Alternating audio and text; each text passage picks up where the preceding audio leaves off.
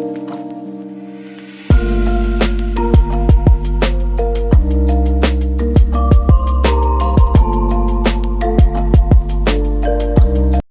good afternoon, friends. My name is Doug Reeves, and it's my pleasure to welcome you to today's webinar.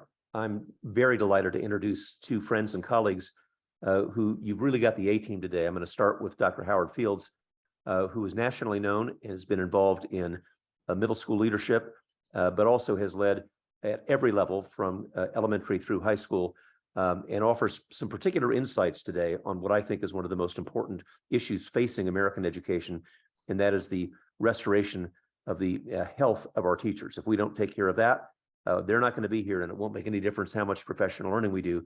Dr. Fields, welcome to the webinar. Thank you so much, Dr. Reeves. It is a pleasure to be here to continue to learn and to pour into others. Dr. Drew Tomlin has also joined us.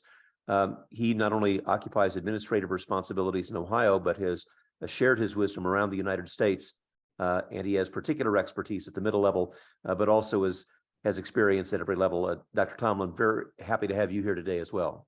Happy to be here. Thanks so much for the opportunity and look forward to learning as well.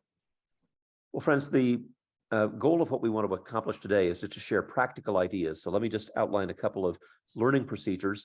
I'll make a brief introduction, and then I'm going to start cross-examining my colleagues here and learn from them. One of the things that I think is really important is that you don't wait until the end to ask questions. So there's a couple of ways that you can ask questions today if you wish, and that is by using the chat function. We'll be monitoring that, and nothing that I'm saying is more important than the question that is on your mind right then. So you can use the chat function if you wish. If you prefer to ask a question out loud, just use the raise hand function, which is typically in the bottom right-hand portion of your screen, and we'll recognize you, and you can unmute yourself and raise questions that way. The other thing I want to say is that this is a safe and appropriate place for challenges. You may hear something that I'll say or our speakers say that you disagree with. And colleagues, I want you to know whenever you're with us at Creative Leadership Solutions, it is always a safe and appropriate place to have challenges, not just questions. And I say that for a couple of reasons. If you were in a graduate seminar of mine, I would assign half the room to say, Doug is crazy and wrong because, and maybe the other half, well, he's not so bad because. And the reason I would do that is that divergent thinking is the rocket fuel of adult learning. We need divergent thinking. But I also have an ulterior motive, and that is that our country and our students need to see adults who disagree with each other and are still friends. So if any of you have got questions and challenges that you want to raise, colleagues, this is a safe place to raise those. So let me just briefly outline from the research that I've introduced in the book, Achieving Equity and Excellence, which began as a case study of successful high poverty schools, but now I extended that into what are happening in middle poverty schools or even low poverty schools. What do they all have in common? And here's those 5 core competencies that we'll be introducing this afternoon. Number 1 is focus. One of the things that we learned is that in the course of 3 years of looking at student achievement, elementary, middle, and high school, the schools that had 6 or fewer priorities did dramatically better than those that had multiple priorities. In fact, what we've learned during the time of all the COVID funds, where people bought the things that the federal government provided for, and God bless them, we're lucky to have the funds, but I don't care if you get $1 billion, nobody can buy you a 25-hour day. And when you add one thing on top of another, we are burning teachers to a cinder and burning our administrators to a cinder. So focus on 6 or fewer things. Michael Fullen, who wrote the introduction to that particular study, said that our findings demonstrated that the number of initiatives that you have is inversely proportional, in his words, to student achievement gains. So focus on 6 or fewer. It's time to pull the plug on some of those things that we bought in the last 3 years. So focus was number 1. Number 2, feedback. We have to get feedback right. What we're seeing around the United States is that when we have accurate and specific and timely feedback to students, student achievement improves. And yet many systems are still stuck in the same toxic feedback systems that they had back before COVID. And one of the things that we've learned in the last 3 years is that there are accurate ways and inaccurate ways to give feedback to our students. The inaccurate ways are things like using the average, punishing kids now for the mistakes that they made 3 months ago. We're broadcasting right now in April of 2023. I guarantee you, friends, that if you're still using the average, you've got students who are going to stop coming to school, or if they do come to school, make nothing but trouble, because they're saying, what the heck? I've already failed. There's nothing I can do. I've dug a hole so deep, I can't get out of it. And so if you're still using the average, what you're saying is all that rhetoric about social and emotional learning that we had for the last 3 years, all that talk about resilience and perseverance, forget about it, because it doesn't make any difference how resilient that kid is. We'll still punish them for the mistakes that they made 3 years ago or 3 months ago. And I just want to respectfully request, if you could just take away one big idea about effective feedback, stop using the average, and empower teachers to evaluate students based on their achievement of your state standards at the time the grade is awarded, not the average. And the other thing that we've learned about feedback is that during the last 3 years, some kids did homework perfectly. Thanks, Khan Academy. Thanks, Google Homework Helper. And in the last 3 weeks, in February, March, and April of 2023, now along comes ChatGPT, and we are kidding ourselves if we think that we can put that genie back in the bottle, because ChatGPT is doing a lot of homework. So what are we seeing in districts that are succeeding? They're doing the practice during class, not at home. That way you know that it's really done. And if you want to, we'll talk more about artificial intelligence and ChatGPT. But just last week, I was in Singapore. I was listening to people who said, oh, we're going to ban it. No, they're not. ChatGPT is everywhere. And I just have to tell you, we've got to move practice in class, not at home. That's the way you reduce the failure rate. So focus was number one, feedback was number two, instruction was number three. We've got a raft of brand new teachers who are going to be joining our profession starting at the beginning of the next term. So I hope that everybody on this webinar will consider themselves a mentor, whether or not you bear that title officially. Those new teachers, we all know what it's like to have been a first-year teacher. You got one hand on the steering wheel and the other hand in a box of Kleenex, hoping that we can cry ourselves through another ride home. And we got to make sure we give those new teachers all the support that they need to have effective instruction. And frankly, they're not going to learn it all, even though they may have a teaching certificate and an undergraduate degree. They're going to learn it from you. So there's focus, feedback, instruction. Number four is leadership. And we can get much better at how we support and encourage new leaders. The level of leadership turnover in this country is out of control. There have been leadership vacancies in schools as well as at the district level all around the country. And we need, for those of you who serve in leadership positions, your support, not only to recruit great leaders, but to also make sure that the ones that we have are nurtured and encouraged. I would just say with respect to both teaching and leadership, I've never seen anybody evaluated into better performance, but we've seen a lot of people get coached into better performance. And in the course of this webinar, we'll talk more about coaching and how you can give effective feedback to teachers and leaders without evaluation. The fifth idea, remember, it's focus, feedback, leadership, instruction. The fifth idea is efficacy. Here's something that you find the confluence of educational research, whether it's quantitative, such as I do, qualitative, such as Michael Fullen, Linda Darling-Hammond, meta-analyses, such as Jenny Donahue and John Hattie does, or syntheses of meta-analyses. Efficacy comes out on top every bloomin' time. The problem is we've done a lousy job of defining what efficacy means. So what I'm going to ask you to do is not go back to your colleagues in the next couple of days and say, are you feeling efficacious today? I'm going to ask you instead to ask this question: what causes student achievement? And when you let them answer that question, and when I do this with teachers, I ask them to put a separate cause on each piece of paper. So they might say, well, Doug, it's poverty. It's those kids being awake at 3 o'clock in the morning, checking social media. It's access to alcohol, tobacco, and guns and drugs. Sure enough, that's true. And that's in pile one, called things I cannot control. Put that in pile one. Pile two are things like attendance. I can't control it, but I can sure enough influence it.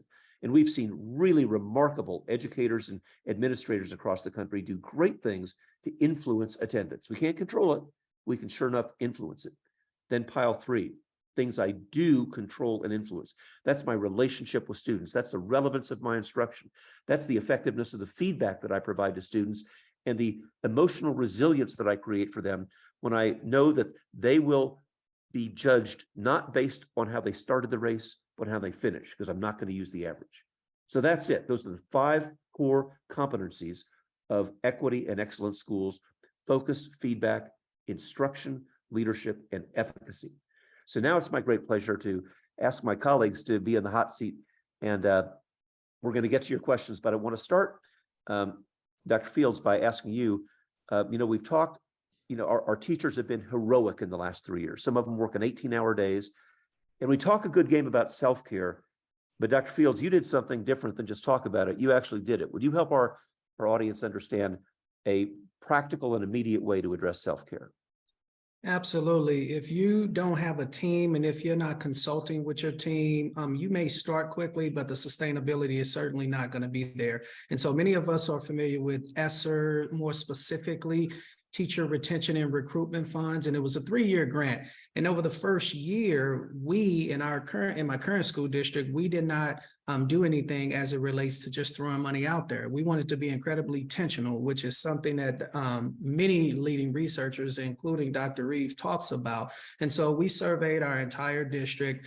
And what we found was that this notion of wellness, while we meant well when we say, hey, enjoy your weekend, take care of yourself, et cetera, the message that was getting conveyed to our staff was more so, we want you to take care of yourself on your time. But when you're on our time, we have no time for you to take care of yourself. You have to do this work that we all are certainly indebted in. And so the data really put ourselves in a situation where in year 2, which is where we are now, all of our professional development for the entire year, meaning our full day professional development, has been dedicated for wellness, more specifically the 8 dimensions of wellness, and focusing on particular activities and opportunities for people to be engaged with their team. Now, there are some district level days, but there are also some building level days, and we want to be responsive to that work. Now, since then, there have been some positive things, and there have been some things that we're going to tweak as we go into year 2. And again, that's just a practical example in terms of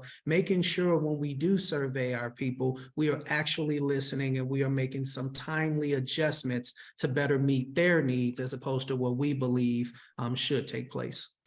I really appreciate your perspective on that, because although I much appreciate how hard teachers worked, many of them burned out and we lost a lot of them.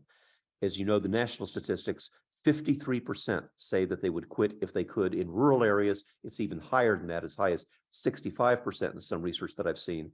And we're not going to do that with money alone.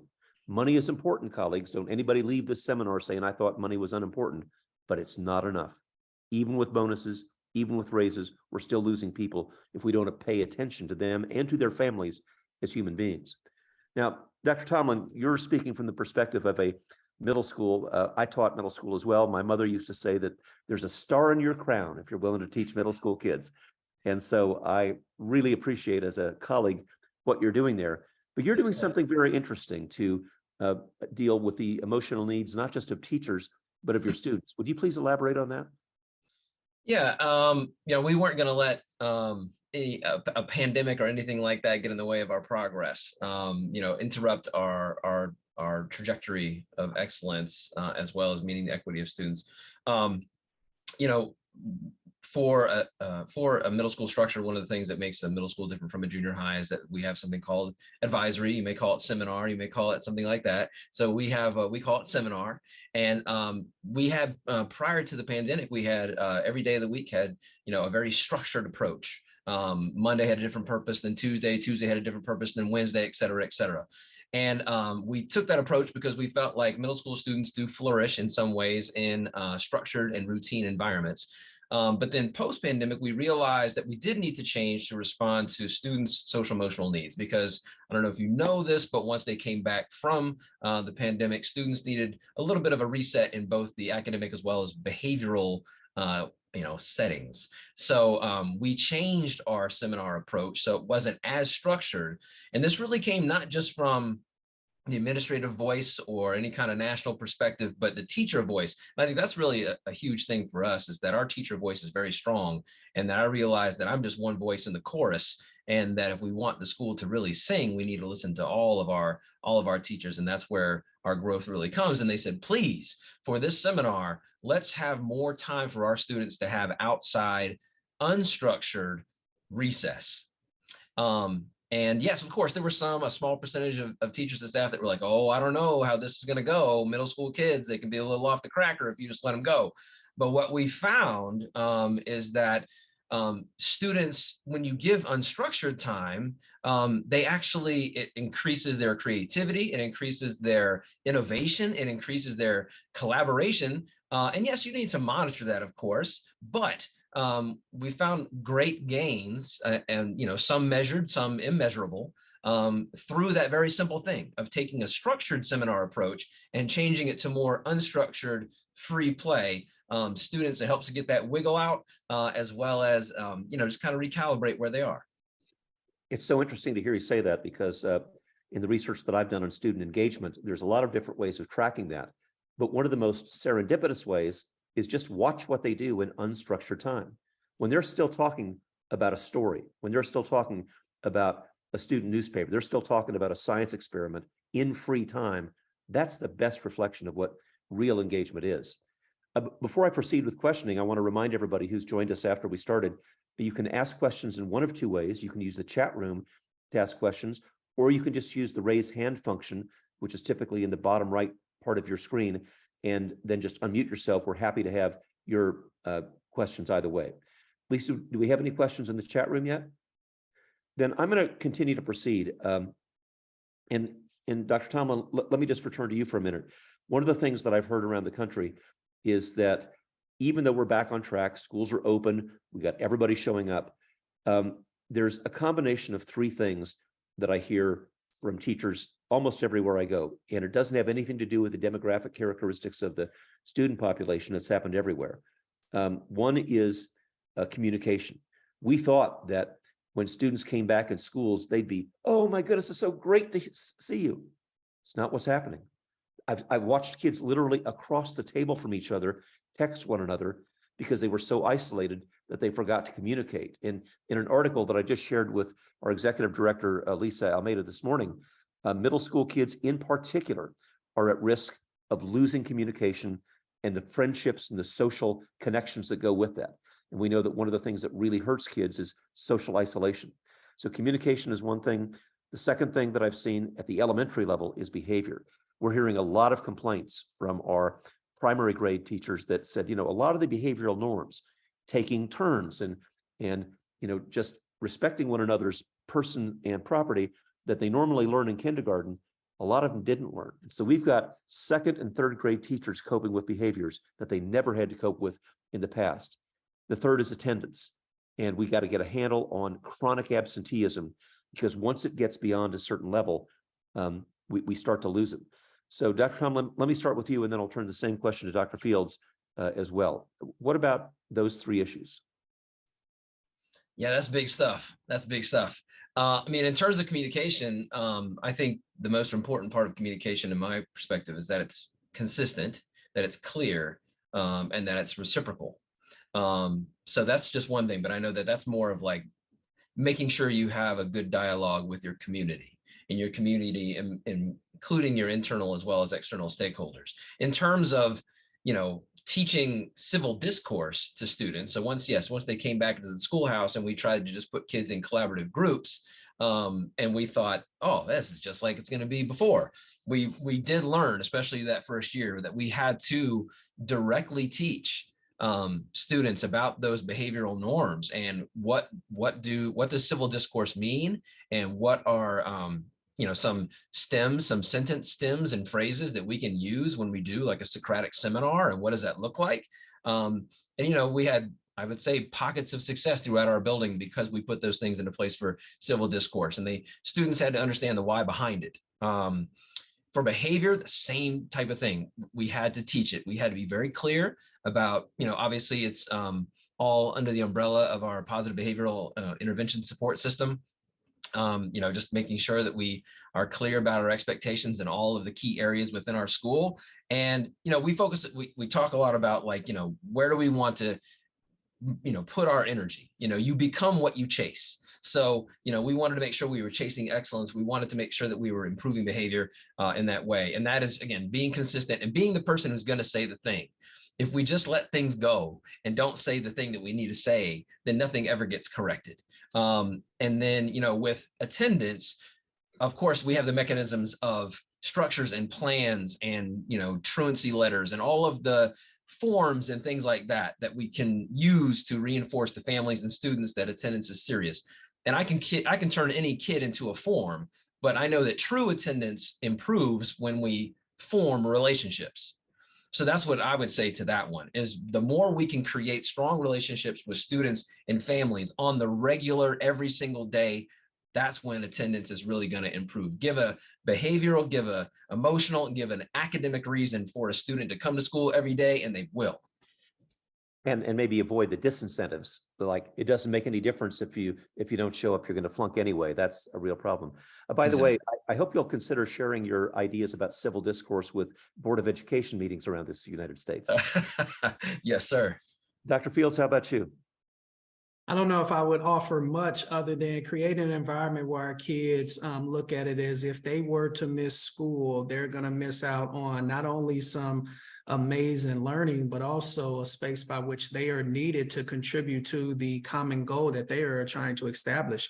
From a classroom standpoint, one of the things that our teachers found great value in was our morning meetings, and using that to not only establish the why, but speaking to whatever is going on. And I think as adults, we do a really good job of a number of things, but more recently, we have not modeled two different things: civil discourse or addressing the quote unquote elephant in the room. And when we fail to do those things, we are essentially telling our students and showing them like, hey, difficult conversations, we want to stay away from them. And then once you're in a space with only your social group, whatever that may entail, then you can be unapologetic and say what you need to say until someone leaks it, and then you have to do some reactive correcting, right? So I think Drew hit it out of the park as it relates to those spaces. And the only other things, again, that I would offer is creating that space by which our students understand their why and what they're working towards, but creating also some pathways where they know they are a part of what we are trying to establish.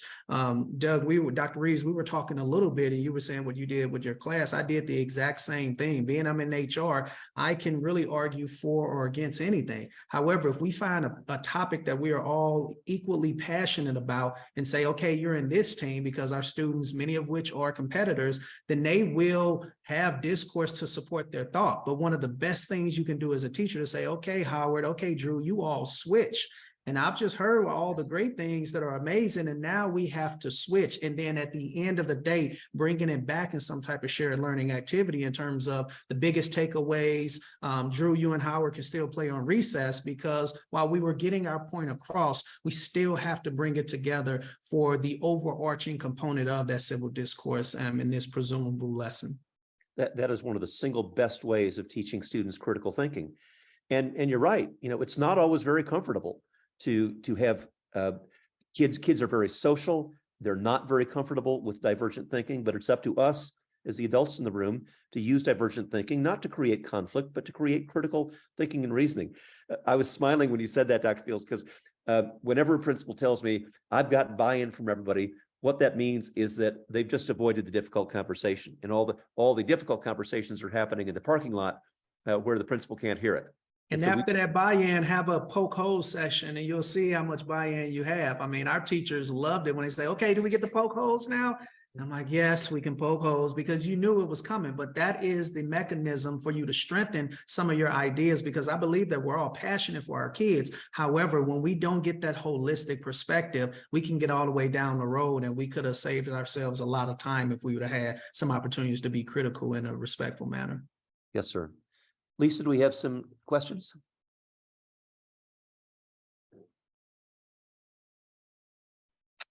Jody Anderson just shared such an important point about teaching and practicing the skill that is lacking, but wishing it into an existence or thinking it has to happen overnight or in a single exposure is not going to get you there. Jody, that is such an insightful point. In education, one of the things that bewilders me is people will say, well, we'll try it, but if it doesn't work the first time, that means it doesn't work. In no other profession would you expect things to work the first time. The first time you try, morning meeting, the first time you try divergent thinking, may blow up on us. That's true in a lot of pedagogical things. Think of all the technology things that it took several times in the last several years for us to try, and try again. So Jody, thank you. That's a really insightful comment. Do we have some others? The other question was, and I don't want to make assumptions. Drew, in your middle school, are you 6th through 8th grade? We are 6th through 8th grade. Great, thank you. And then Howard, when your principalship, were you K through 5? Actually, I was K through 5. I had a middle school component, and I was also an administrative assistant principal at the middle school level. Okay, great. Somebody wanted the context of your strategies.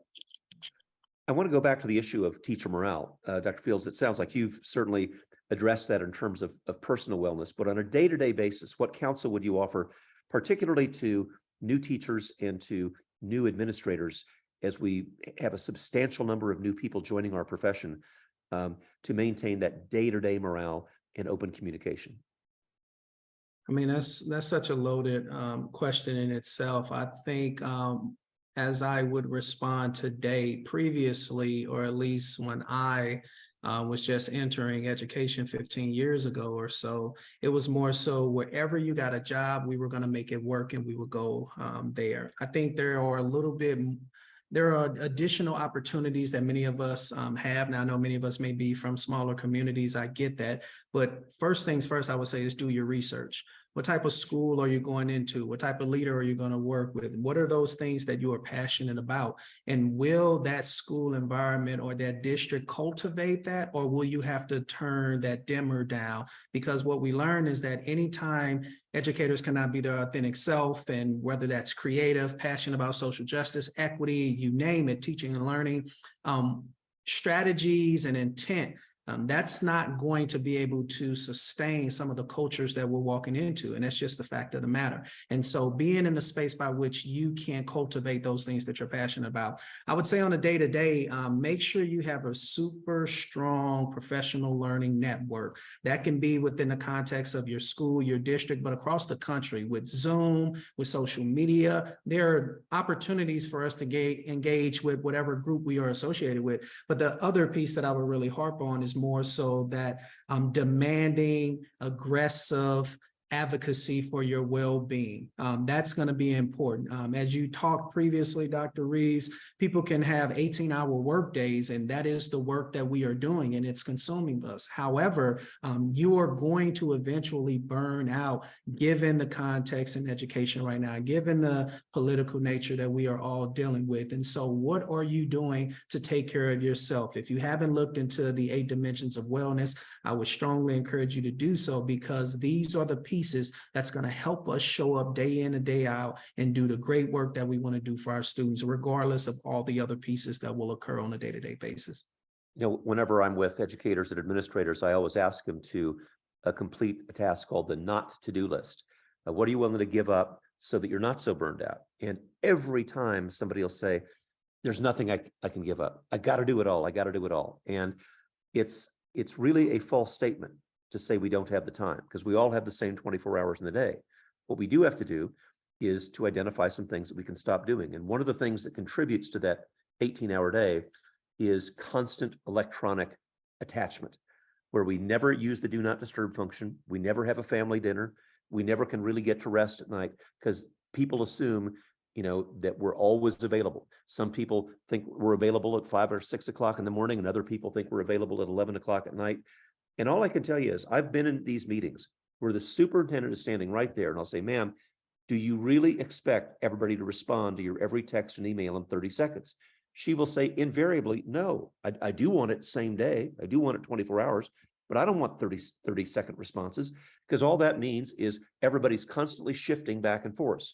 And there's very persuasive evidence from a Georgetown University computer science professor, Cal Newport, that says every time we switch, there not only is a cognitive loss, because we lose focus on what we were working on in the first place, but it winds up taking longer to do that task. So what ought to be a 30-minute task, maybe writing an evaluation or observation report, maybe writing a grant proposal, becomes a 2-hour task, because every time that buzzer buzzes or the dinger dings, we're always going back and forth, back and forth. So I know I'm not going to put anybody in the spot and ask you what you can give up, But colleagues, I'll tell you one thing you can give up is this Pavlovian response to always respond immediately to every text.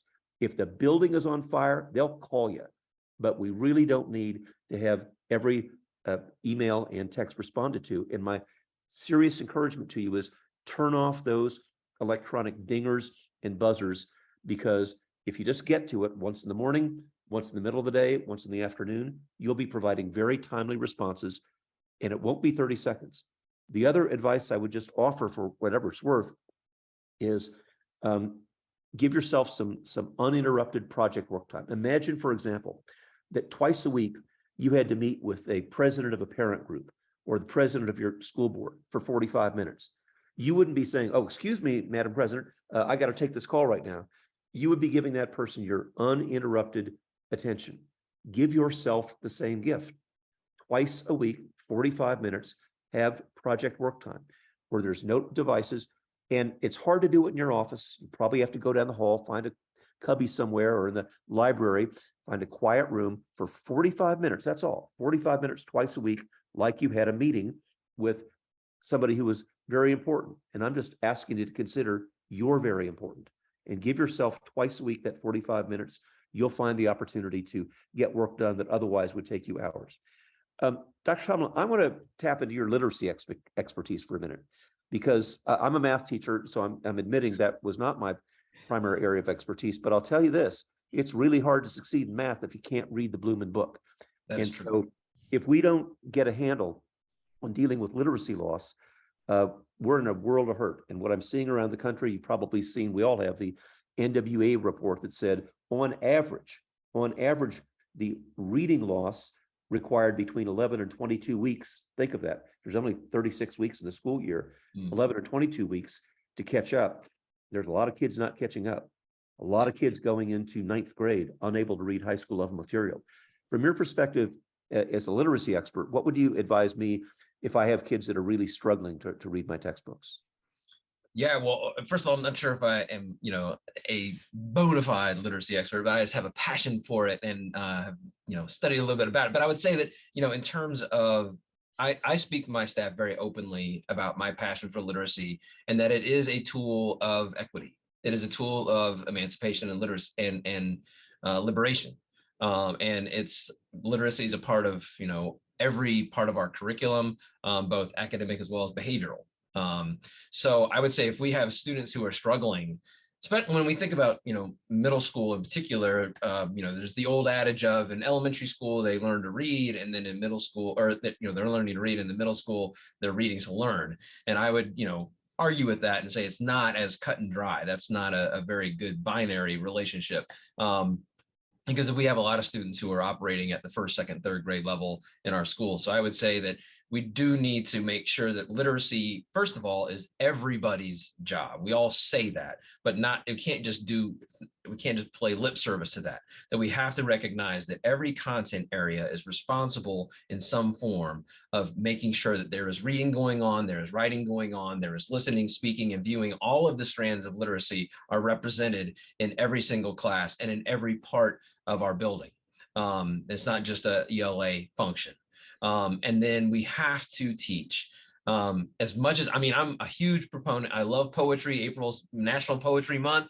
I love fiction, all that kind of stuff. That's how we were raised. Most of us, that's how we learned literacies. We heard bedtime stories and that kind of stuff. We were fortunate enough to have that.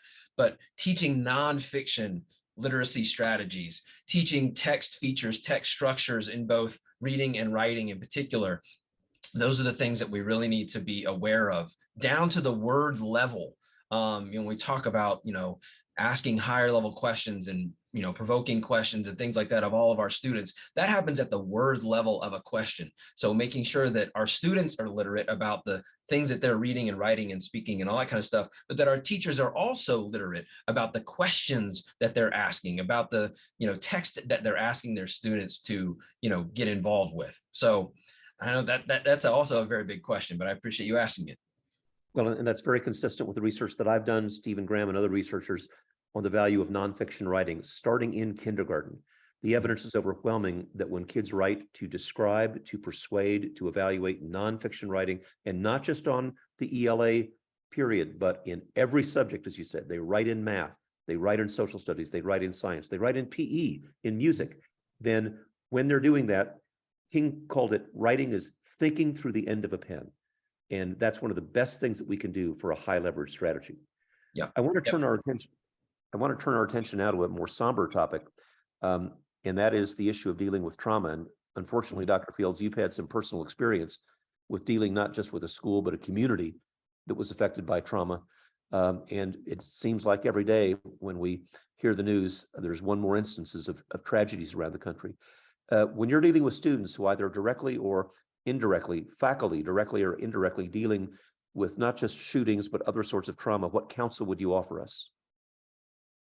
Well, it's certainly a tough situation. I tell people all the time, the most difficult day as a leader and probably the best job there is in education, which is being a school principal, in my opinion.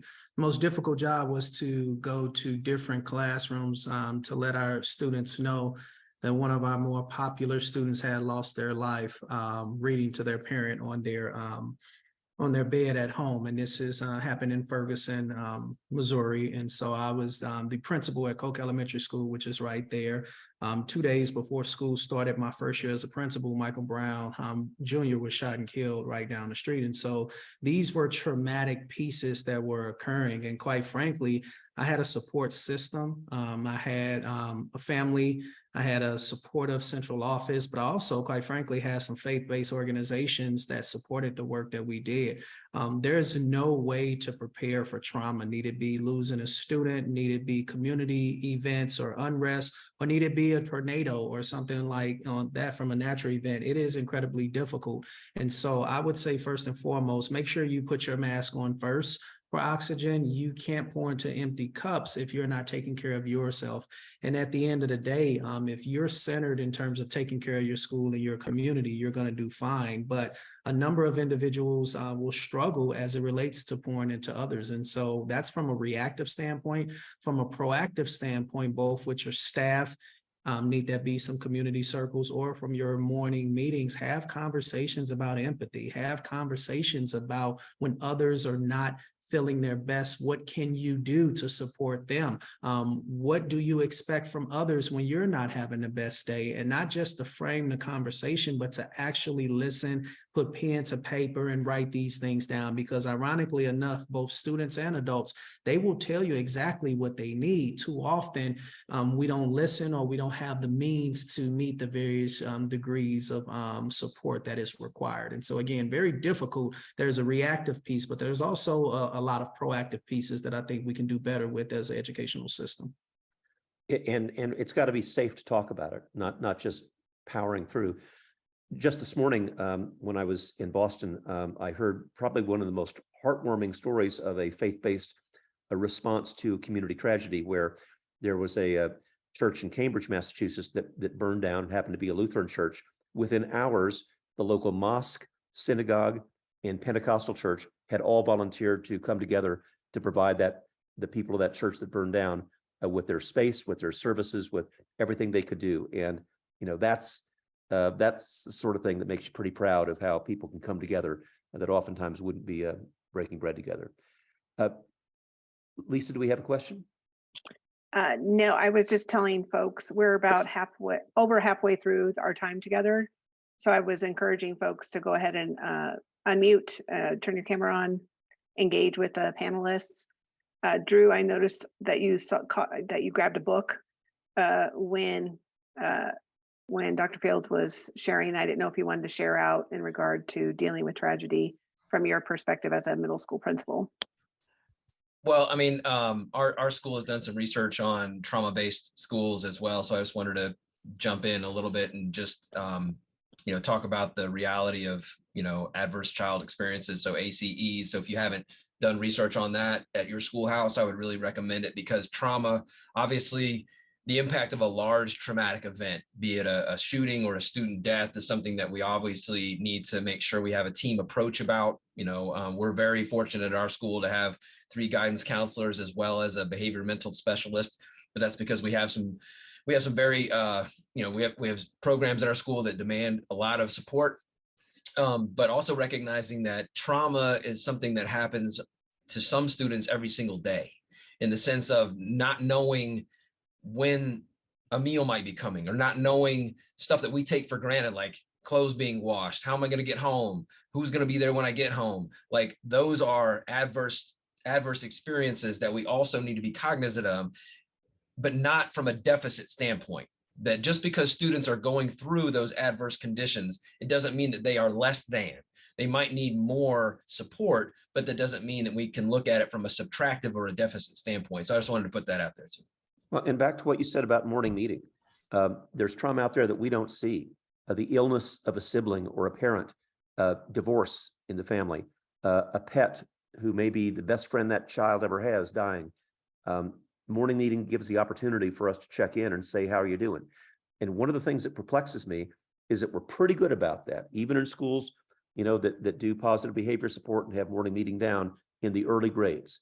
But we stop doing it the older they get, as if adolescents don't get burdened by trauma either. And I think we really have to reconsider this illusion that once you're 14, you're bulletproof and don't suffer from trauma, because that's when I see at least a lot of kids who get pretty upset and they bottle up their feelings, and we don't give them an opportunity to deal with them. I just want to also particularly reinforce what you said about daily opportunities for intervention, reflection, support. One of the things that I see, unfortunately, around the country is that a lot of schools are so busy trying to catch up that they've got the master schedule jammed with deliver, content, and there's no opportunity for reflection. And I think that's an unwise strategy. The kids who most need after school support don't come. The kids who most need summer school support don't come. So as you're right now in April of 2023, thinking about next year's master schedule, my encouragement to you is to build in time every day.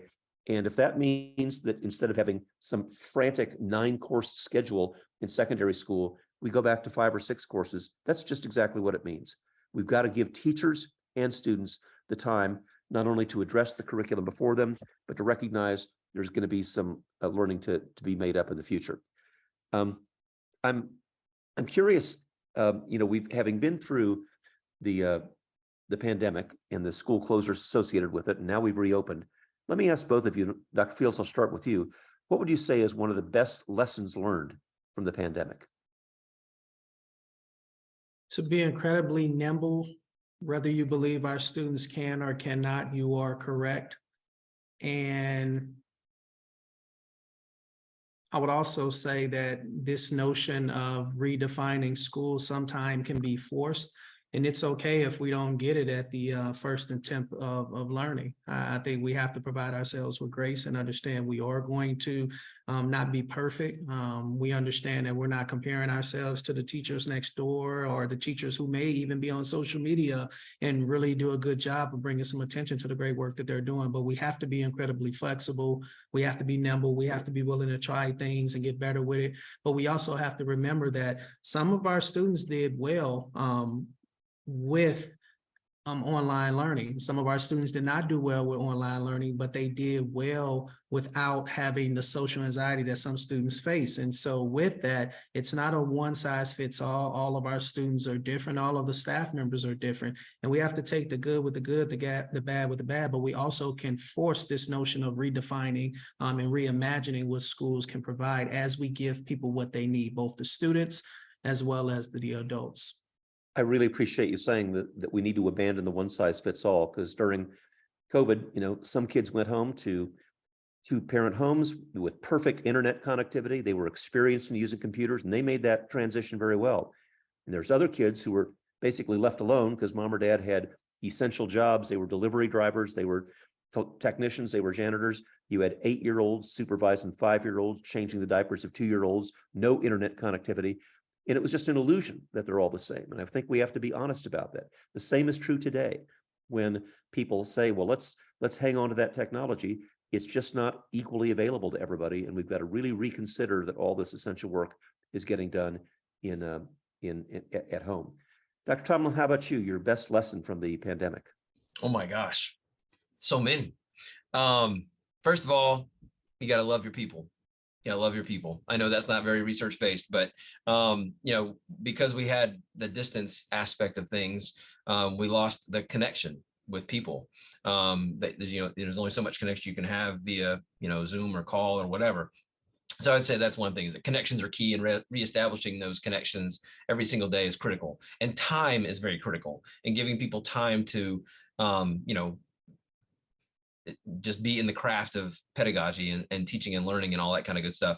And also a big surprise, not a surprise, but I would say an indirect thing was that out of challenging times can come great instructional innovation.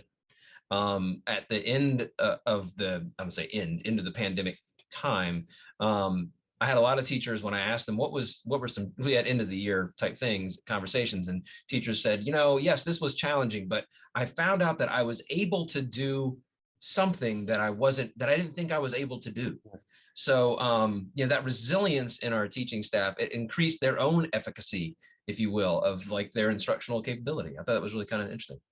I'm smiling so broadly because you remind me of a wonderful teacher in New Jersey who, and I meant no disrespect when I share this, she called herself a dinosaur, had never used technology, never done a website. In the first 3 weeks, as a result of one-to-one coaching that she received from another teacher, she had built her own website that was as good as anybody's in the district. And I guess my big learning is that we can make change quickly. This old notion that you can't make change, it takes a 5-year Stalinist plan, and it takes a guiding coalition, and you got to get everybody on board. No, it doesn't. When there's health and safety at stake, we can make change very, very quickly. So the lesson I would take away is, if we could do that during the pandemic, what would happen if we started thinking of student success and student literacy in particular as a health and safety issue? Because there is substantial evidence that says if we don't do that and kids do not succeed, there's 1.1 million kids in this country who still have not come back to school. They were there in 2019. They haven't come back yet.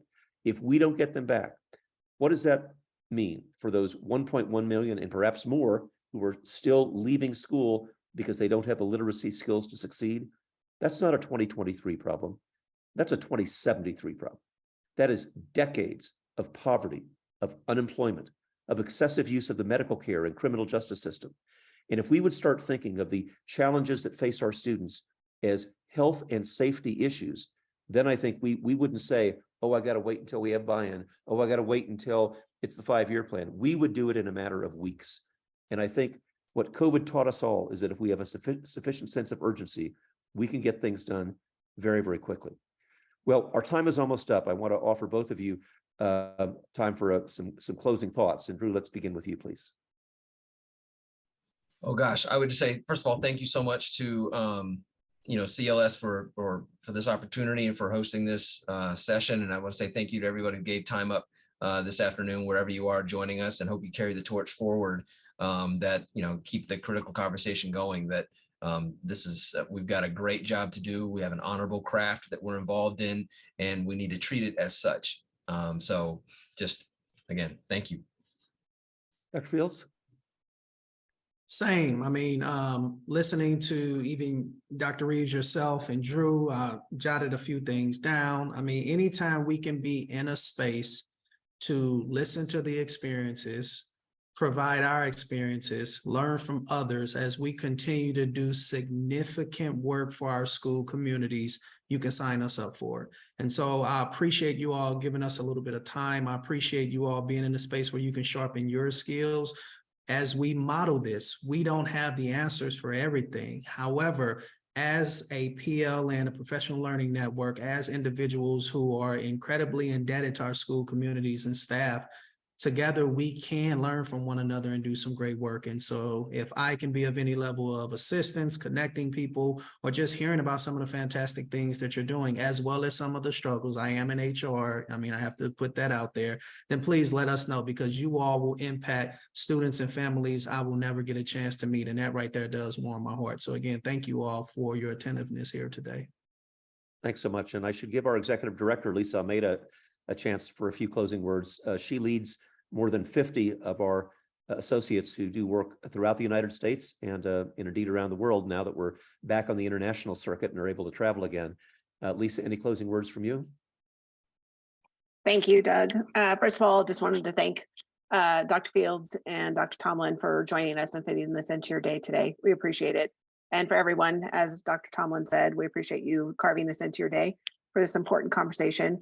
I just wanted to, the recording will be sent out to all of you, and feel free to share it with your colleagues and friends. Use it for professional learning to get keep the conversation going. And then if you are interested in, we can also send you, that will also be included, Arsenio, as the PD certificate, so in the package. So thank you for asking that. And then we are currently booking seats for our 2 summer events, the Equity and Excellence Summits, which are bi-coastal this year, one in San Diego, one in Boston. We'd love for you to join us. And then we also have a leadership forum in Colorado Springs. So if you're interested in that, you can reach out to me or visit our website at creativeleadership.net. Thank you, everyone. Thanks, Lisa. And I wanted to make sure that I offer a couple of free resources as well. You'll find at creativeleadership.net videos, articles, research tools on a lot of the things that we discussed today. You may have been in professional learning situations where the speaker is all cranky about copying things. We're not that way. We believe that research is there to be shared. So whatever you find at creativeleadership.net, please feel free to copy and share and distribute. Might be a good way to start a staff meeting or to just get some ideas floating. The other free resource is a labor of love for me called finishthedissertation.org. We started that because 69% of doctoral candidates never finish. So if you or a loved one or a colleague is struggling to get that dissertation done, finishthedissertation.org. It's free one-to-one coaching. And we just want to get you across the finish line so you can go back to spending more time with your family and leading a little more balanced life than when you're trying to finish that doggone dissertation. Thank you, Dr. Fields. Thanks, Dr. Tomlin. Thanks, Lisa. And thank all of you for participating this afternoon. Have a great rest of the week.